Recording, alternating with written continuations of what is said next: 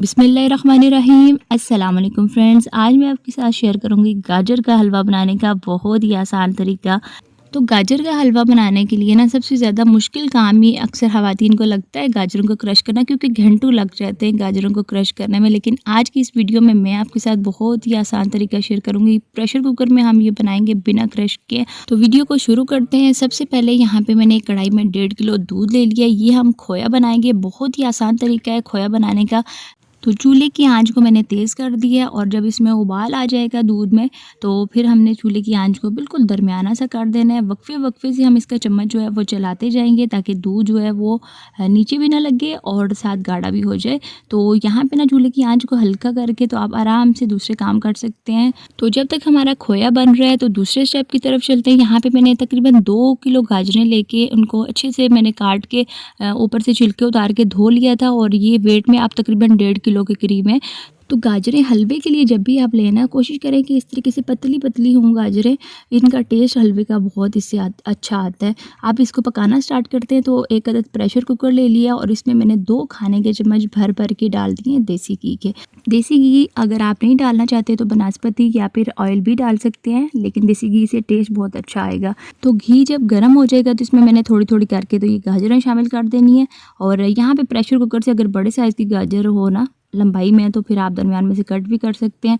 तो गाजरें डालने के बाद मैंने तकरीबन 4 से 5 मिनट तक इनकी भुनाई करनी है। इनको घी में फ्राई करना है, या फिर उतनी देर तक हम इसकी भुनाई करेंगे कि गाजरों का कलर चेंज हो जाए और इसमें से महसूस सी महक आना शुरू हो जाए।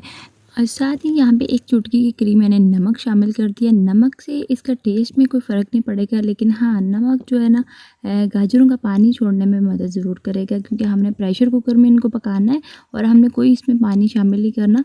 तो जब हम नमक इसमें शामिल करेंगे ना, तो गाजरें अपना पानी छोड़ेंगी और उसी पानी में ये पकेंगी। तो इस तरीके से ना नमक डालने का ये मकसद था इसमें। तो नमक डालने के बाद मज़ीद 5 से 6 मिनट तक हमने इसकी भुनाई किया और कलर चेंज हो चुका है इसका, बहुत अच्छी सी खुशबू आ रही है। तो इस स्टेज पे मैंने प्रेशर को बंद कर दिया और प्रेशर की जब सीटी बोलना शुरू हो जाएगी ना, उसके बाद हमने 10 से 12 मिनट तक बिल्कुल दम वाली आग पे इसको पकाना है, ताकि गाजरें अच्छे से गल जाएँ। तो यहाँ पे 10 मिनट के बाद जब मैंने प्रेशर खोला है तो माशाल्लाह से आप देख सकते हैं बहुत अच्छे से हमारी गाजरें सॉफ्ट हो चुकी हैं। यहाँ पे 1-2 पीस मैं आपको निकाल के तो मैश करके दिखाती हूँ। और यहाँ पे ये देख सकते हैं बहुत अच्छे से ये मैश हो रही हैं और ज़बरदस्त ये गल चुकी हैं। एक और भी पीस मैं आपको दिखा रही हूँ। तो यहाँ पे गाजर अच्छे से गल चुकी है। अब हमने इसकी मिक्सिंग करनी है, इसको मैश करना है। तो मैश करने के लिए ना मैं 2 ऑप्शन दे रही हूँ आपको, या तो दाल घोटना ले लें या मदानी ले लें, या फिर आप ये पोटैटो मैशर ले लें। दोनों से सेम मेहनत होगी। और यहाँ पे मैं मदानी की मदद से ना इसको मैश कर रही हूँ, और ये देख सकते हैं ज़बरदस्त ये हल्के हल्के से मैं प्रेस करती जा रही हूँ और बहुत अच्छे से माशाल्लाह से हमारी ये मैश हो रही हैं। और ये बहुत कम टाइम लगेगा, तकरीबन आपको 3 से 4 मिनट लगेंगे और ज़बरदस्त ये मैश हो जाएगी। और ये आप देख सकते हैं सारी गाजरें हमारी मैश हो चुकी हैं। और देखा आपने कितना आसान तरीका जो है ना, आसान तरीके से हमने ये बनाया है। इनको कहाँ हम घंटों लगा देते हैं कद्दूकश करने पे गाजरों को, और कहाँ हमने प्रेशर कुकर में मिनटों में, घंटों वाला काम जो है ना वो हमने मिनटों में कर लिया। तो माशाल्लाह से गाजरें हमारी अच्छे से मैश हो चुकी हैं। अब हमने इसकी भुनाई करनी है। इस स्टेज पे हमने इस स्टेज पे ना हमने इसमें दूध चीनी कुछ भी नहीं डालना, बल्कि देसी घी इसमें डालेंगे। 2 खाने के चम्मच भर भर के मैंने देसी घी के डालने हैं। और देसी घी के साथ अब जो गाजरों में थोड़ा बहुत पानी है ना, उसको खुश्क होने तक हमें पकाना है। और उसके बाद देसी घी में इसको अच्छे से फ्राई करना है, ताकि जो गाजरों का कच्चापन है वो ख़त्म हो जाए और अच्छी सी ज़बरदस्ती इसमें से खुशबू आने लगे। तब तक हमें इसको फ्राई करना है। तो जब तक ये गाजरों का पानी खुश्क हो रहा है, तो दूसरी तरफ यहाँ पे जो खोया हमने रखा था ज़बरदस्त हमारा गाढ़ा हो चुका है।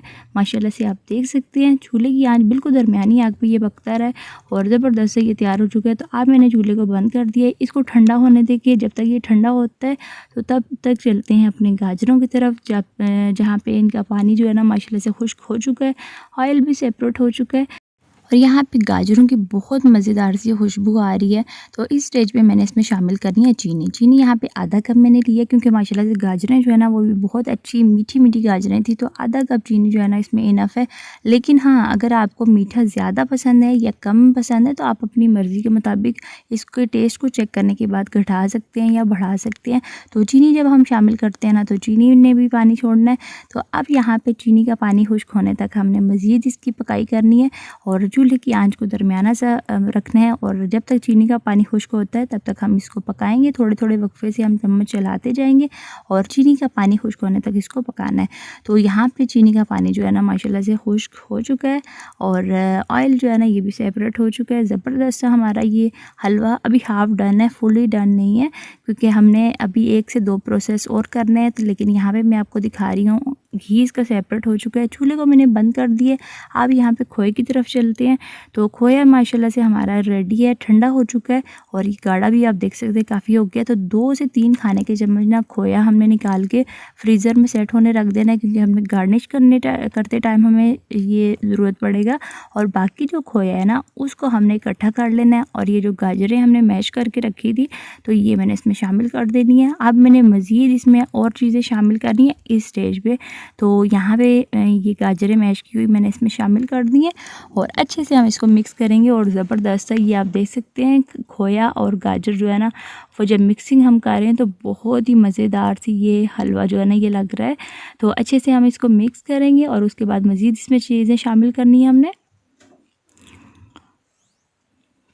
तो यहाँ पे ना तकरीबन 4 से 5 हरी इलायची लेके इसको मैंने दरदरा से पीस लिया था, तो ये मैंने इसमें शामिल कर देनी है। साथ ही 4 से 5 खाने के चम्मच मिक्स ड्राई फ्रूट हैं, कोकोनट है, बादाम, पिस्ते, जो से भी आपके पास ड्राई फ्रूट अवेलेबल हों आप डाल सकते हैं अपनी मर्ज़ी के मुताबिक।